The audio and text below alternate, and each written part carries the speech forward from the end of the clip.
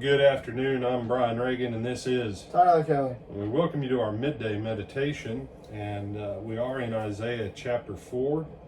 And I'm going to have Tyler read verses 2 through 6 here in just a second.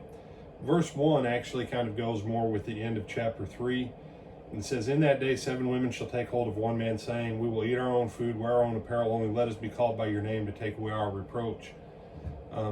There have been various cults and movements that have used this to say, God prophesied that polygamy would be the new way of life at the end of time. So it's God's will for me to have 7 wives who pay for everything. No, that's not what it's talking about. So any group that says it's God's will to have 7 wives, any group that says it's God's will to have more than one wife, no. That's, Jesus said, for this reason man shall leave father and mother, shall cleave to his wife. He repeated what Adam said when he found Eve, and what Moses said about it. No, this is about society being in such a rough condition that 7 women would happily be married to the same man for the legal benefit of it.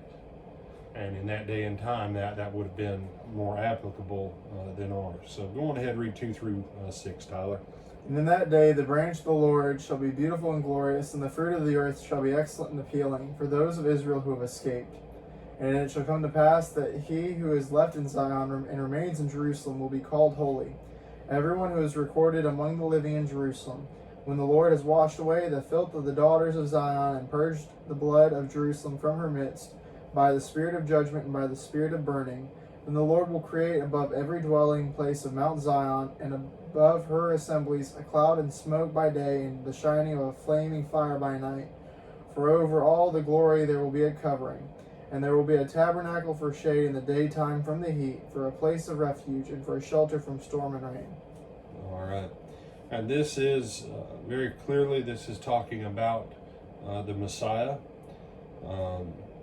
Some people take this that there would be a huge tabernacle that everybody will go to in the daytime. No, that's what's he talking about? He's talking about the removal of the stain of the sin that he talked about in chapter 3. That God is going that same washing, that same, your sins be as scarlet, they shall be white.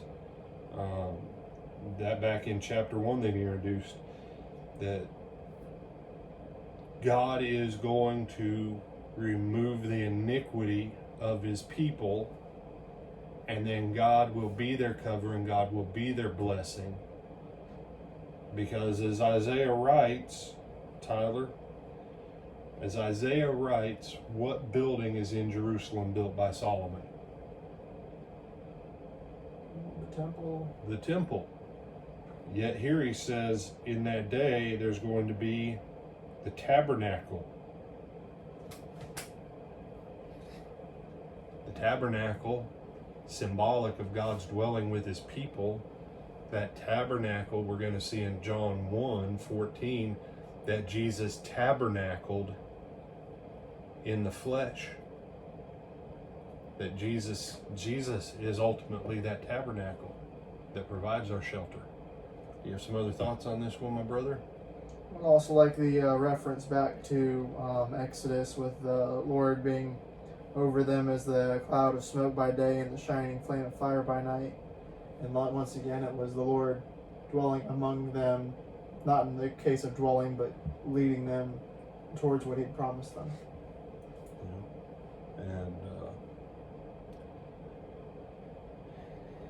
And that is a theme that runs literally from Genesis 1 to Revelation 21. When God made this earth, and he made the garden and planted it eastward in Eden, and he gave man dominion, his goal was for man to extend the garden over the entire planet, and God would dwell with his creatures, but his creatures would have their own act of creation to take part in. But it's always been God's desire to have a family of others made in his image with whom to be in fellowship. And this is a continuation of that, and we see that all the way through. So I'm Brian Reagan, this is Tyler Kelly. and we bid you good day, and Lord willing, we'll see you tonight for Twilight Talks on Faith at 8 o'clock.